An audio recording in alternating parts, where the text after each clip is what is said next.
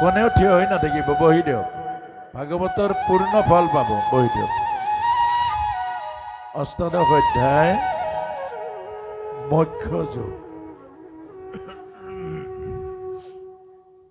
আৰম্ভ বাৰু কিহেৰে হৈছিলে? বিষাদ যুগত কান্দি কান্দি জন্ম পোৱা মানুহক ভগৱত গীতা এতিয়া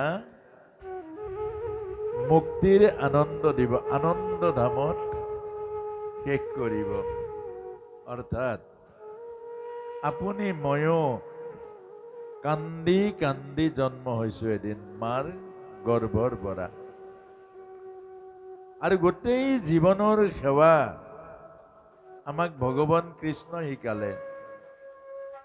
আমাৰ জীৱনটো কেনেকৈ সেৱাত লগাব লাগে, আমাৰ জীৱনৰ প্ৰতিটো কৰ্ম কেনেকৈ জগতৰ কল্যাণকাৰী হ'ব লাগে, আমাৰ জীৱনৰ প্ৰতিটো চিন্তা কেনেকৈ মংগলময় হ'ব লাগে, আমাৰ জীৱনৰ প্ৰতিটো ভাৱনা কেনেকৈ সকলোৰে কল্যাণকাৰী হ'ব লাগে, এইটো আমাক শিকালে ভগৱান কৃষ্ণই। কৰ্ম শিকালে, জ্ঞান শিকালে, ভক্তি শিকালে, এতিয়া মুক্তি শিকাব। জ্ঞান, কৰ্ম আৰু ভক্তিৰ পাছত মুক্তি। এতিয়া আমাক শিকালে কৰ্ম আৰু জ্ঞান, ই পৰিপূৰক। জ্ঞান নোহোৱাকৈ কৰা প্ৰতিটো কৰ্ম জীৱনৰ অকল্যাণকাৰী। অৰ্থাৎ জ্ঞান নাই ভাগৱত কি?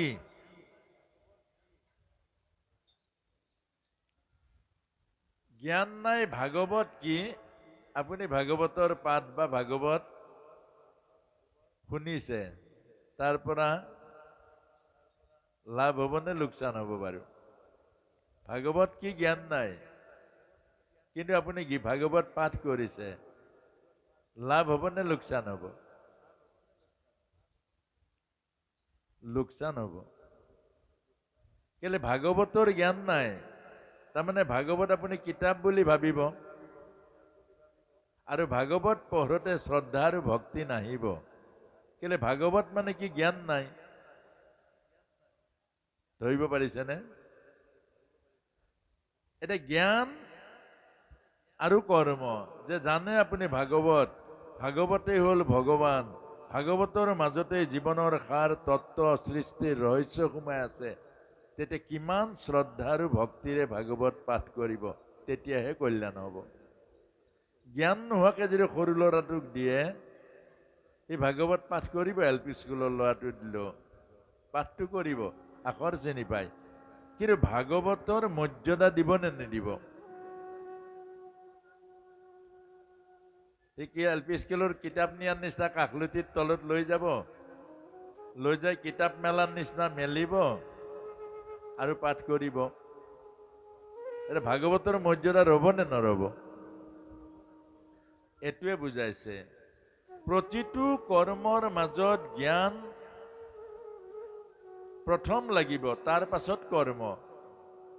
যদি জ্ঞান নোহোৱাকৈ কৰ্ম কৰে, সেই কৰ্মই জীৱনত কুপ্ৰভাৱ পেলাব, সুপ্ৰভাৱ নেপেলায়। এতিয়া আমি যে খাইছো অন্ন, অন্নৰ জ্ঞান লাগিব। যদি অন্নটো জ্ঞানটো নাই, তেতিয়া আপোনাৰ উপকাৰী নে অপকাৰী আপুনি ধৰিব নোৱাৰিব, লোভত খাই দিব, গেষ্ট্ৰিককে আদি কৰি বেমাৰ হ'ব, অন্নৰ কুফল পাব।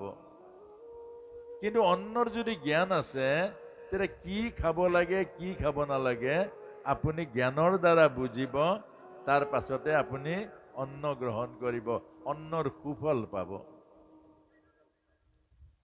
সেইকাৰণে আমাক কৈছে জ্ঞান, কৰ্ম আৰু সন্ন্যাস, এই তিনিটা বস্তু লুকাই আছে এটাত।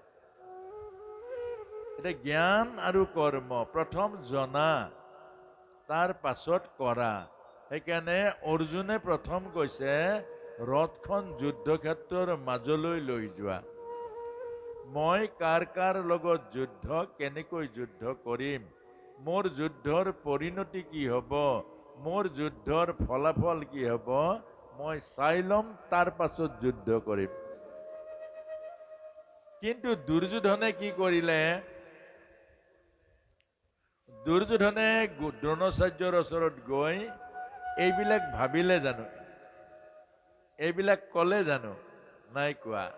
ক'লে কি ক'লে?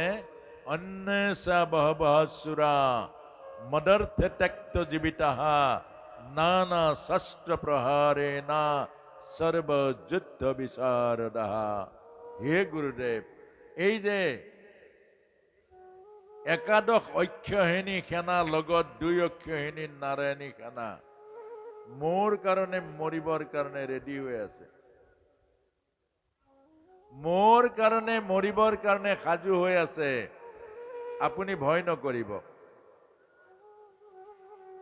গুৰুৰ পৰা আশীৰ্বাদ ল'ব লাগিছিলে, ল'লে জানো? নল'লে। যুদ্ধৰ আগ আৰু চিন্তা কৰিলে জানো? নকৰিলে। অৰ্থাৎ জ্ঞানক আশ্ৰয় নকৰিলে, মাত্ৰ দেহৰ অহংকাৰ আৰু অভিমানক আশ্ৰয় কৰিলে। আপোনাক মোক বুজাইছে, জ্ঞানক আশ্ৰয় কৰি প্ৰতিটো কৰ্ম কৰিব। মুখ থাকিলে চব কথা ক'ব নালাগিব, মন থাকিলে জলৈ তলৈ উদঙীয়া গৰুৰ নিচিনা যাব নালাগিব। মনক নিয়ন্ত্ৰণ কৰিব লাগিব। আৰু মনক যদি নিয়ন্ত্ৰণ নকৰে বিপদত পৰিব পদে পদে। পৰীক্ষিতৰ নিচিনা মহান ভাগৱতৰ বিপদ হৈ গ'ল, মনক অকমান অসতৰ্ক মুহূৰ্তত মন গুচি গ'ল। কি মন গ'ল? নিজৰ শ শ মুকুট আছে ৰাজভঁৰালত, বেলেগৰ মুকুটটো পিন্ধিবলৈ মন গ'ল। জৰাসন্ধৰ মুকুট আছিলে, জৰাসন্ধক বধ কৰি ভীমে মুকুটটো ৰাজভঁৰালত থৈ দিলে। কিমান মুকুট আছে নিজৰ মুকুট, সেইটো নিপিন্ধি বেলেগৰ মুকুটটো পিন্ধিবলৈ মন গ'ল। আৰু সেই মনে গৈ সৌমিক ঋষিৰ ডিঙিত মৰা সাপ দিলে, আৰু তাৰ পাছতে অভিশাপ জীৱনলৈ আহিলে। অৰ্থাৎ এই কথাটোকে কৈছে, তিল মাত্ৰ মনক লাই নিদিব, তিল মাত্ৰ মনক এৰি নিদিব। আপোনাৰ গৰুটো যদি তিল মাত্ৰ এৰি দিয়ে, বাৰীৰ মূল্যৱান, নিজৰ বাৰীৰ মূল্যৱান, নিজৰ মালিকৰ বাৰীৰ মূল্যৱান চব খাই তহিলং কৰি দিব, হয় নে নহয়? আৰু আমাৰ মনো যদি অকমান মুকলি কৰি দিয়ে, সি ভাই ভনী বংশ পৰিয়াল নাচাব, এফালৰ পৰা, হয় নে নহয়? আজিকালি গৰুক এৰাল দিব পাৰি, আচ্ছা মানুহক কেনেকে এৰাল দিব? আচ্ছা গৰুকটো এৰাল দিব পাৰি, এটা ৰুমত 2টা গৰু আছে, 2টা খুঁটি মাৰি বান্ধি থব পাৰি, ভাল। এতিয়া মানুহ 2টা আছে, এৰাল কেনেকে দিয়ে? আৰু 2টাটো একেলগে এৰি থৈ যাবলৈ সন্দেহ হৈছে। এতিয়া 2জন মানুহ একেলগে এৰি থৈ যাবলৈ সন্দেহ হৈছে। বাপেকৰ হাতত জীয়েক সুৰক্ষিত নহয়।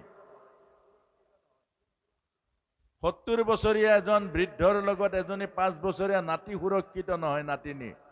এই মানুহ 2জনক কেনেকে ৰাখিব কওক? এতিয়া এৰাল দিব নে কি কৰিব? এৰাল দিব নোৱাৰে, মানুহ এৰাল দিলে ধৰিব। তো মানুহ কেনেকুৱা ব্যৱহাৰ কৰিছ, এৰাল দিব নোৱাৰে, এতিয়া কি কৰিব? সেইকাৰণে মানুহৰ এৰাল আছিলে, সেই এৰালডাল আছিলে ধৰ্ম। পাপ হ'ব আকৌ, ভনীয়েকক নিলে পাপ হ'ব, বংশৰ মানুহক নিলে পাপ হ'ব। নবৌৱেক হ'ল মাকৰ নিচিনা, সীতাক লক্ষ্মণে ভৰি দেখিছে, মুখখন দেখা নাই সীতাৰ, সেইকাৰণে কাণৰ কাণফুলিটো সীতাৰ চিনি নাপালে। সীতা মাৰ কাণৰ কাণফুলিটো পালে, ৰামে দেখুৱালে, চিনি নাপালে, বোলে মই নাজানো। আৰে চৰণৰ নেপুৰ দেখুৱালে, এইটো জানকী মাৰ, এইটো জানকী মাৰ। চৰণৰ নেপুৰ চিনি পালা, কাণৰ কুণ্ডল চিনি নাপালা কেলে? বোলে মুখলৈ মই কেতিয়াও চোৱা নাই, চৰণে চাই আছো। এজনী বৌৱেক, আজি তেনেকুৱা বৌৱেকক কতজনী পলাই লৈ গ'ল। মানুহৰ এৰাল এডাল আছিলে, ধৰ্মৰ এৰাল। আৰু যেতিয়াই ধৰ্মক পিঠি দিলে, এৰাল নোহোৱা হৈ গ'ল। আৰু এৰাল চিঙা গৰুৱে যেনেকৈ এফালৰ পৰা তহিলং কৰিছে, আজি মানুহেও এফালৰ পৰা তহিলং কৰিছে। সেইকাৰণে ধৰ্মৰ এৰাল নিচিঙিব, ধৰ্মই সুখ দিব, ধৰ্মই শান্তি দিব, ধৰ্মই আমাৰ জীৱন দৰ্শন কৰাব। এতিয়া ধৰ্ম নালাগে, ধৰ্মৰ দৰকাৰ নাই, আৰু ধৰ্মক বাদ দিলে মানুহ কেনেকৈ চলিব? কেনেকৈ চলিব? এবাৰ নিজৰ সুধি চাওক, ধৰ্মক বাদ দিলে চলিব কেনেকৈ? কতজনী বোৱাৰী পলাই গ'ল, ল'ৰা ছোৱালী এৰি গ'ল। ধৰ্ম নাথাকিলে চলিব কেনেকৈ? এটা ঘৰত বাকী আৰু কিছুদিন পাছত এনেকৈ যদি অৱক্ষয় হয় ধৰ্মৰ, মনত ৰাখিব, ক'বলৈ ভাল নালাগে, আৰু 100 বছৰ যাওক, কি দেখিব? ভাগৱতত লিখিছে, এজনী আইৰ কাৰ লগত কিমানটা ল'ৰা ছোৱালী হ'ব, সেই আইগৰাকী হিচাপ দিব নোৱাৰিব। ভাগৱতত লিখিছে। গতিকে সেইকাৰণে কৈছে সাৱধান, সময় এতিয়াও আছে। এইবিলাক মানক, ধৰ্ম মানক, ঈশ্বৰক আশ্ৰয়ত থাকক। শৰণ মানে কি? ঈশ্বৰৰ ওচৰত সৰু হওক, এইটোৱে শৰণ। মই বৰ নহ'ব, কেলে আপোনাৰ দ্বাৰা একো কৰিব নোৱাৰে। এই ঈশ্বৰৰ সৃষ্টিৰ যিটো মায়া, মহান মহান বীৰবোৰ চব ধাৰাশায়ী হৈ গ'ল। বলিবীৰ বালিবীৰ অৰ্ধ হনুমান, নহ'ব নুপুজিব কৰ্ণৰ সমান। এই কৰ্ণৰ অপমৃত্যু হৈ গ'ল গাঁতত চকা পৰি। কবচ কুণ্ডল পিন্ধি অহা কৰ্ণ। ধৰ্মক বাদ দি, ঈশ্বৰক বাদ দি যিমান শক্তি, যিমান সামৰ্থ্য, যিমান ঐশ্বৰ্য, যিমান প্ৰগতি, এটি পলকত এদিন বিনাশ হৈ যাব। সেইকাৰণে আমাক এই কথাটো কৈছে। এতিয়া অষ্টাদশৰ অৰ্থ হ'ল, আমাক শিকাইছে ধৰ্ম নেৰিব, ঈশ্বৰৰ চৰণ নেৰিব। আপুনি মই মা দেউতাকো মানিব নোৱাৰো, দেখা পাই থাকো যে। আপুনি মই দেখা গুৰুকো কেতিয়াবা মানিব, দেখা গুৰু আপোনাৰ মোৰ নিচিনাই। কেতিয়াবা খং উঠিব, কেতিয়াবা পৰিবাৰৰ লগত যদি আছে পৰিবাৰ কাজিয়া লাগিব, কেতিয়াবা বা লোভ কৰিব, কেতিয়াবা বা কিবা কৰিব। গতিকে আমি দেখা জগতৰ মাজত ভাল ভাল বুলি ভাবে, কেতিয়াবা আকৌ ভটকে বেয়া লাগি যায়। সেইকাৰণে ভগৱানক নেদেখা ভগৱান, তেওঁৰ শৰণাগতা হওক, সৰু হওক। এইটো একদম টানিছো, ডিঙি শুকাই গৈছে, কিবা সোমাই দি। এতিয়া অষ্টাদশ অধ্যায়ৰ প্ৰথমতে সেই কথাখিনি কৈছে। দ্বিতীয়তে কৈছে জীৱনক সৰু তুচ্ছ বস্তু বুলি নাভাবিব। কেলে 84 লক্ষ জুনিৰ মহা মহা কষ্টৰ ফলত জীৱনটো পাইছে। এবাৰ যদি হেৰাই যায় আৰু নাপায়। এতিয়া আপুনি কেলে জীয়াই আছে? কেলে জীয়াই আছে? আমি যে সুধো, কোনোবা এজনক সুধো, প্ৰভু আপুনি কেলে জীয়াই আছে? বহুতে ক'ব বোলে নমৰাৰ কাৰণে জীয়াই আছো। আকৌ মৰিলে খতম, এতিয়া নমৰাকে জীয়াই আছো, সেইটো নহয়। জীৱনৰ কাৰণে জীয়াই আছো। কেলে মহাজীৱন হ'ল ঈশ্বৰ। ঈশ্বৰক নোপোৱাৰ কাৰণে জীয়াই আছো, পাবলৈ যত্ন কৰিছো ঈশ্বৰক, সেইকাৰণে জীয়াই আছো। জীয়াই থাকিব লাগে ঈশ্বৰক পাবৰ কাৰণে, অন্তিমত প্ৰভুৰ নাম ওলাবৰ কাৰণে, অন্তিমত প্ৰভুৰ স্মৰণ আহিবৰ কাৰণে জীয়াই আছো। এইটো শুদ্ধ উত্তৰ। কিন্তু আমি বোৰে কিয় জীয়াই আছো নাজানো, কি লাগে সেইটোও নাজানো। আপোনাক হবে চাওকচোন, যদি সোধে আপোনাক কি লাগে বাৰু,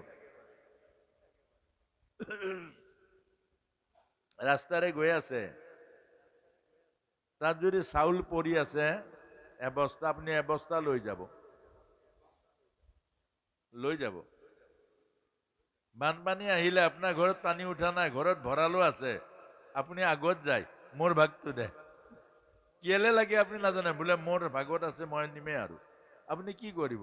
যি কৰো কৰিম, আকৌ মই নিমে আৰু। এটা কিয় লাগে বাৰু? আপোনাৰ 10টা চোলা আছে, আৰু 10টা লাগে, কেলে লাগে? আপুনি থকা ঘৰটোত 10টা ৰুম আছে, আকৌ কেলে লাগে? আপোনাৰ মাটি 5 পুৰা আছে, ল'ৰা হল এটা, আকৌ কেলে লাগে? এটা নিজে নিজক প্ৰশ্ন কৰচোন, কেলে লাগে? আপুনি উত্তৰ দিব নোৱাৰিব। তাৰমানে কি? মনটো পগলা। হয় নহয়? কাহানিও ব্যৱহাৰ নকৰা বাকচ বাকচ মানুহৰ কাপোৰ আছে নাই? আইসকলক সুধিলে ওলাব মেখেলা চাদৰ কিমান আছে। তাৰ পাছতো দুপৰীয়া অহা বেপাৰীটি আকৌ ফচাই দিয়ে, আকৌ দুজোৰা লয়। কেলে লয় নাজানে। আপোনাৰ ইমান সোপা বহুতৰ ব্যৱহাৰ কৰাই নাই, কাহানিও চোৱাই নাই, তথাপিও কাকো নিদিয়ে। এই বাগানৰ এইবিলাকে দেখিছেনে কেনেকুৱা কাপোৰ পিন্ধে? এইবিলাকক দি দিয়ক, কাপোৰৰো কামত আহিব। আপুনি দিব নোৱাৰে। আজি যে কৈছো তথাপিও দিব নোৱাৰে। কেলে? পগলা মন, নুজুৰে, আকৌ লাগেহে মোক কেনেকে দিম বাৰু। সেইকাৰণে আমাক কৈছে মন হ'ল পগলা। কি পগলা? দুটা পগলা আছে। এটা ঈশ্বৰক পোৱাৰ কাৰণে পগলা মীৰাবাই, আৰু এটা হ'ল সংসাৰক পোৱা পগলা। বুজিছেনে?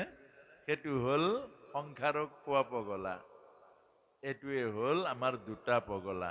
সেইকাৰণে আমাৰ অষ্টাদশ অধ্যায়ত কৈছে ঈশ্বৰক পাবৰ কাৰণে পগলা হওক, জীয়াই থাকিব। মীৰা পগলা হ'ল, আজিও জীয়াই আছে।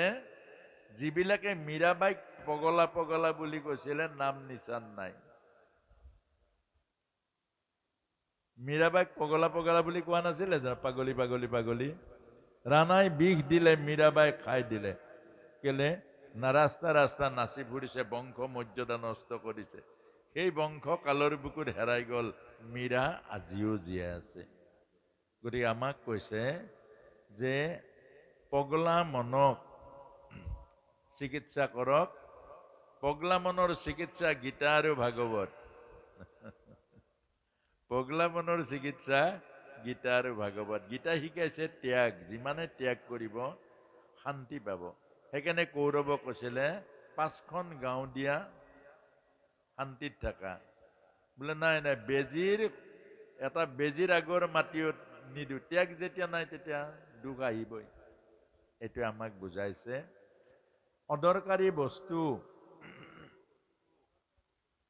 অদৰকাৰী বস্তুবিলাক আই মাতৃসকলক কৈছে অদৰকাৰী বস্তুবিলাক দৰকাৰত লগাওক। কাৰণ অদৰকাৰী বস্তুটো দৰকাৰত লাগিলে অদৰকাৰী বস্তুটোৱেই বহুত মূল্যৱান হয়। কিন্তু যেতিয়া অদৰকাৰী বস্তুটো মানে পৰি থকা বস্তুটো ব্যৱহাৰ নহয়, তাৰ কোনো মূল্য নাই। যেনেকৈ বান্দৰৰ নাৰিকলৰ কোনো মূল্য নাই। আপোনাৰো বাকচ বাকচ পৰি থকা কাপোৰবিলাকৰ কেতিয়া মূল্যাংকন হ'ব? যেতিয়া পিন্ধিব। আপুনিতো নিপিন্ধেই। গতিকে কাৰোবাক পিন্ধাই দিয়ক, আপুনি চাই তৃপ্তি পাব।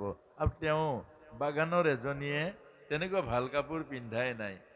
গতিকে আপোনাৰ পুৰণা কাপোৰটো তাইৰ কাৰণে বহুত নতুন।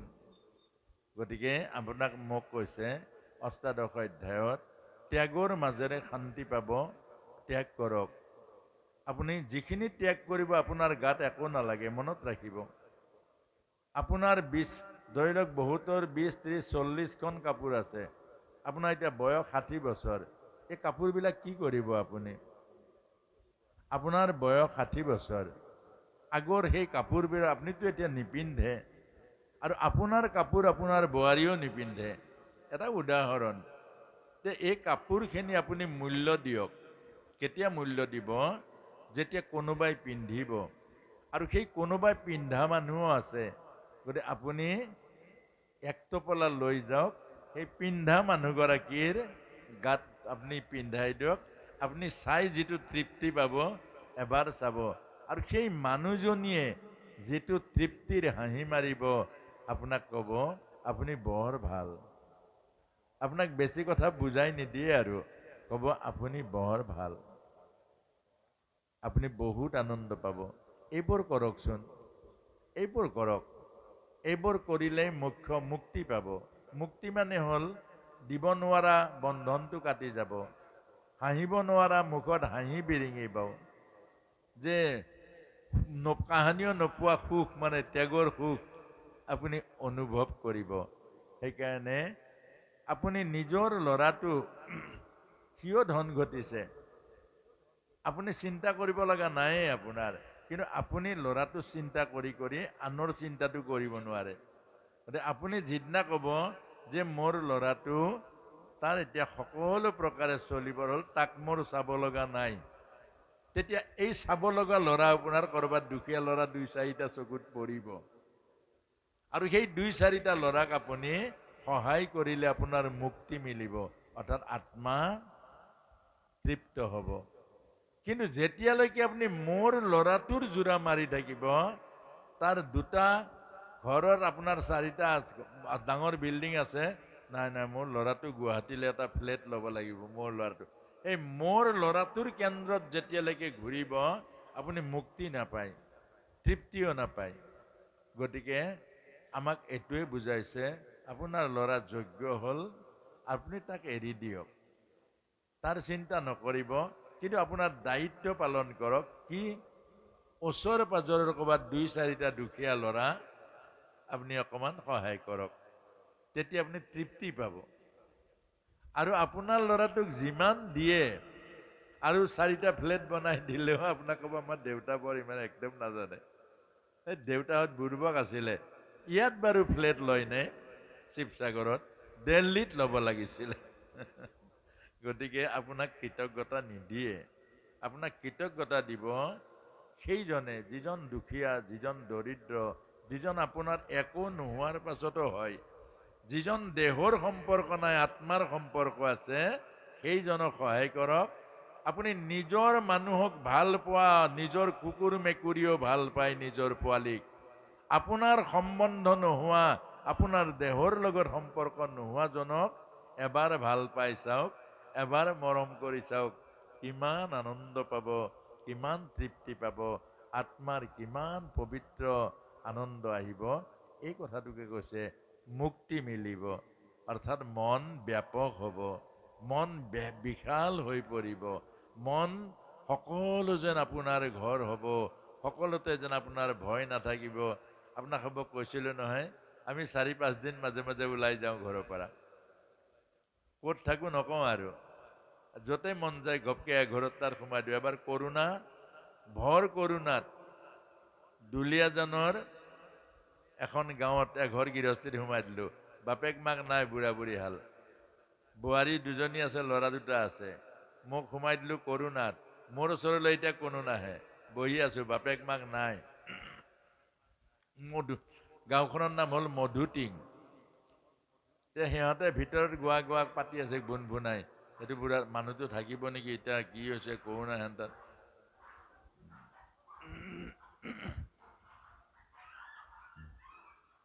আস্তে আস্তে আস্তে আস্তে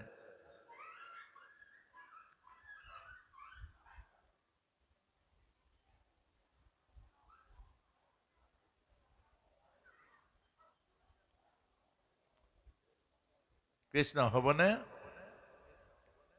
ও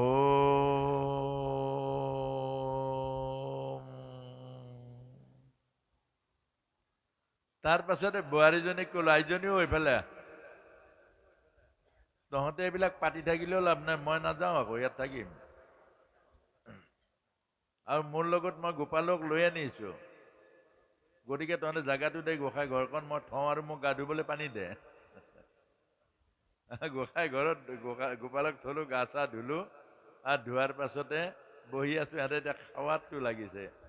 11টা বজাত দেউতাক আৰু মাক আহিছে, ছাত্ৰ সন্থাৰ মিটিং চলি আছিলে দুলীয়াজানত, তাৰ পৰা আহিছে, আহি আৰু তামোল পাণৰ শৰাই দি সেৱা সৎকাৰ কৰি ৰুটি বনালে, ৰুটি খালোঁ, পিছদিনা আহোঁতে কান্দি কান্দি বিদায় দিছে, আজিও ফোন কৰি থাকে। আৰু এবাৰ এবাৰ যাওকচোন ওলাই, এবাৰ এবাৰ ওলাই যাওক। এই যে আজি আহিছিলে কপহুৱা, ঘূৰি ঘূৰি গৈ তাত শিৱসাগৰৰ শিমলুগুৰি ষ্টেচনত নামিলোঁ, আন্দাজে মুন্দাজে গ'লোঁ, আৰু ৰিক্সা এখন ক'লোঁ টমটম এখনক, তই ভাল গাঁও এখনলৈ লৈ যাচোন।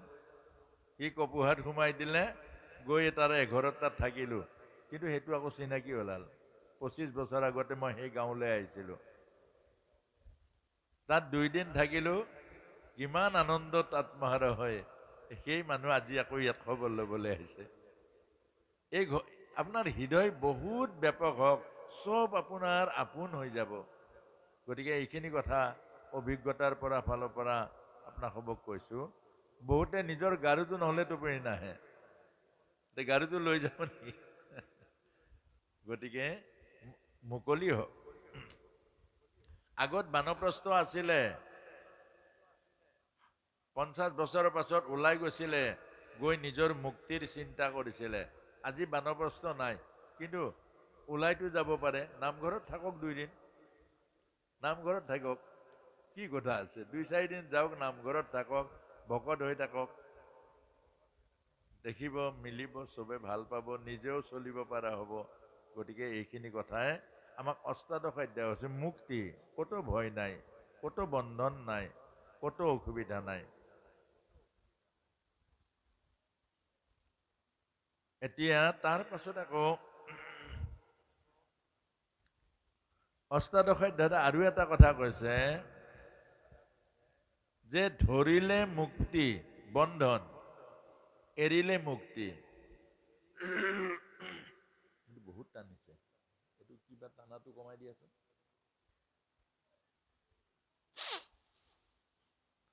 বোপাই, মাইকটো একেবাৰে বহুত টানি লৈ গৈছেগে, ডিঙি শুকাই গৈছে, মাত নলগা হৈ গৈছে। এই টানি নিয়াটো কমাই দিয়াচোন, কথা ক'বই পাৰে নহয়, টানি লৈ গৈছে। এটা দিয়া, 2টা দিব নালাগে। আৰু বাকীবিলাক চব অফ কৰি দিয়া।